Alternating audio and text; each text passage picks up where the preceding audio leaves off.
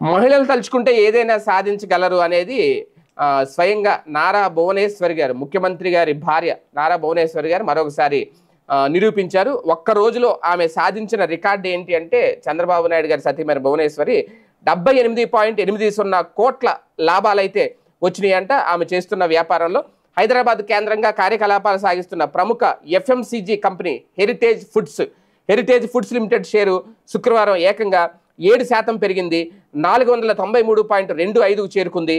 ఈ షేరు విలువ పెరుగుదలతో కంపెనీలో మొత్తం 24.37% వాటాను కలిగి ఉన్న భువనేశ్వరి ఒక్కసారిగా ఆమె ఊహించని లాభాలను అయితే ఆర్జించారట.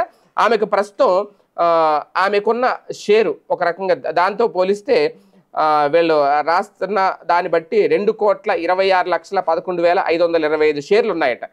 ఈ భారీ ర్యాలీ ఒక్కసారిగా ఈ షేరు పెరగడం ప్రధాన కారణం ఏంటి అంటే, హెరిటేజ్ ఫుడ్స్ విడుదల చేసిన మొదటి క్వార్టర్ ఫలితాలే.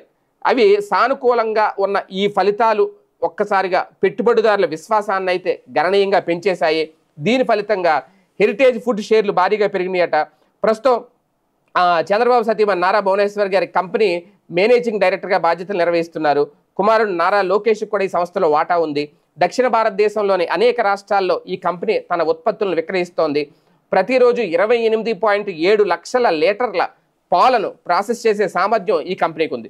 అంతేకాదు 418 రకాల డైరీ ఉత్పత్తులను కూడా తయారు చేస్తుంది. డైరీ రంగంతో పాటు పునరుత్పాదక ఇంధనం అలాగే ఆహార ఉత్పత్తుల రంగాల్లో కూడా హెరిటేజ్ వ్యాపారాన్ని విస్తరించింది.